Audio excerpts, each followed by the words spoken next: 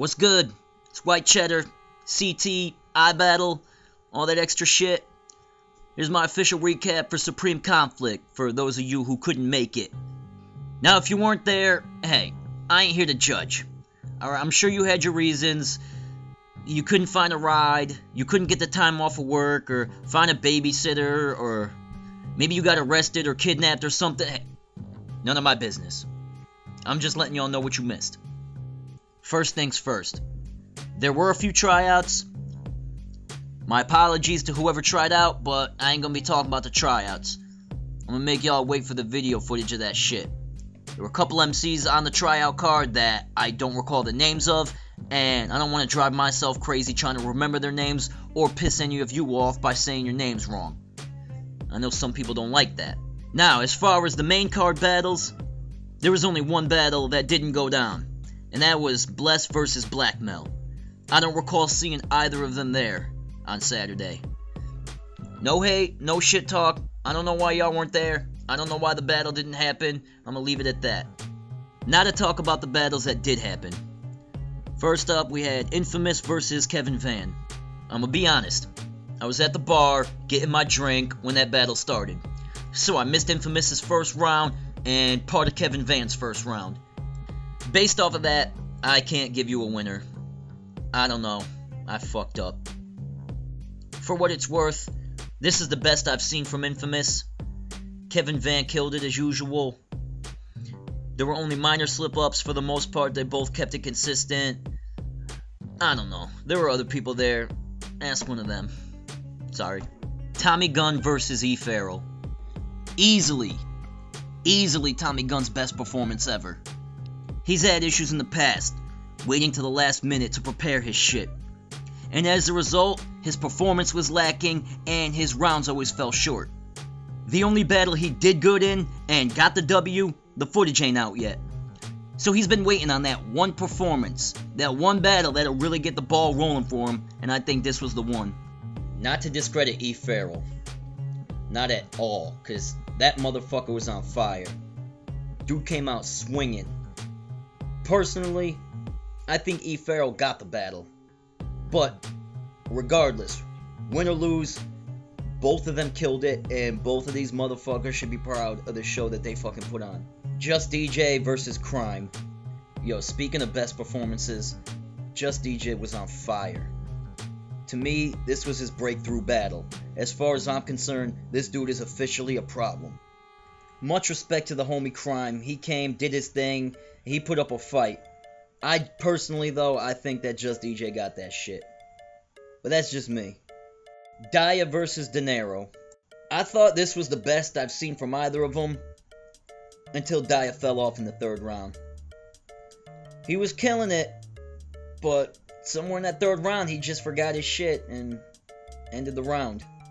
Based off of that, I'm gonna have to give it to Dinero, but they both went in. It was a dope battle. It's gonna look real good on film. Apothic versus Doc Jones. Alright, I'm giving this one to Doc Jones, but based off of the fact that I'm a little biased towards the Doc, you shouldn't take my word for it. Apothic's second round was absolutely fucking insane. And in one of the rounds, don't recall exactly which one, the Doc had a little choke. You know, it only lasted a few seconds, he recovered from it pretty quickly, but shit'll hurt you. Overall, I think the Doc got it, because bar for bar could have gone either way, but I think he had a stronger performance. He was saying his shit with a little more authority. But that's just me. The footage will be up eventually. You see it for yourself. You decide what you want.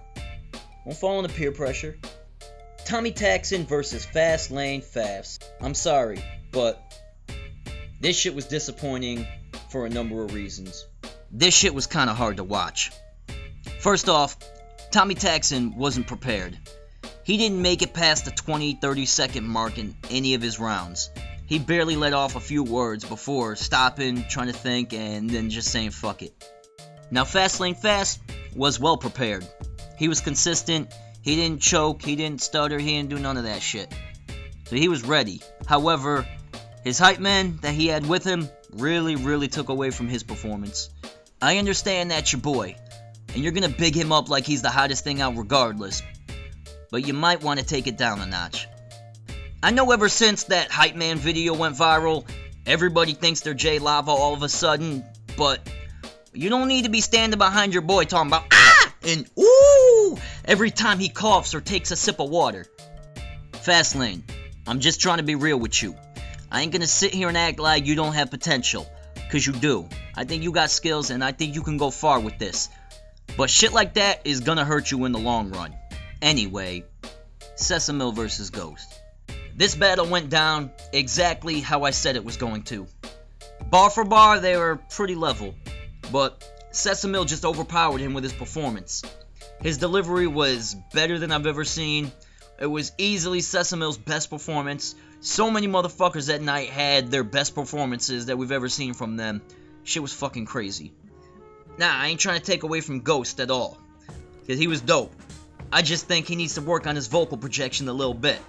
Step his delivery up a little bit, you know, say that shit like you actually mean it. Best of luck to Ghost, though. I know he's gonna kill whoever he faces next. Young Chris versus Cognito.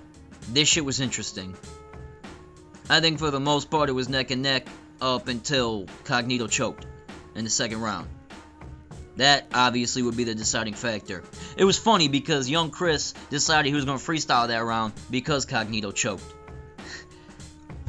Hey, good shit I guess, I don't know. But regardless, based off of consistency and performance and shit like that, Young Chris got that one. Tape Deck versus Lance. Alright, enough respect to the homie Lance. Big shoutouts for coming out here and fucking with us, but I'm sorry, that shit was all Tape Deck. And he went first. So he just came out swinging from the gate. Alright, Lance put up a fight. He definitely did his thing. It ain't like it was a body, but I think it was clear that Tape Deck was edging that shit. Tape Deck, best performance I've ever seen from him. I've already said that like 83 times in this blog. But hey, it is what it is. A lot of motherfuckers stepped their shit up. A lot of motherfuckers came with the best performance you've ever seen from them. iBattle, we about to get crazy in 2013. Am I right? That's it, and that's all. Now you know how I feel. You know what I think happened. There's no reason why you should still be watching this shit. Get off your ass and do something with your life. But before you do that, subscribe to us on YouTube. YouTube.com/iBattleTV and watch the battles. That's it.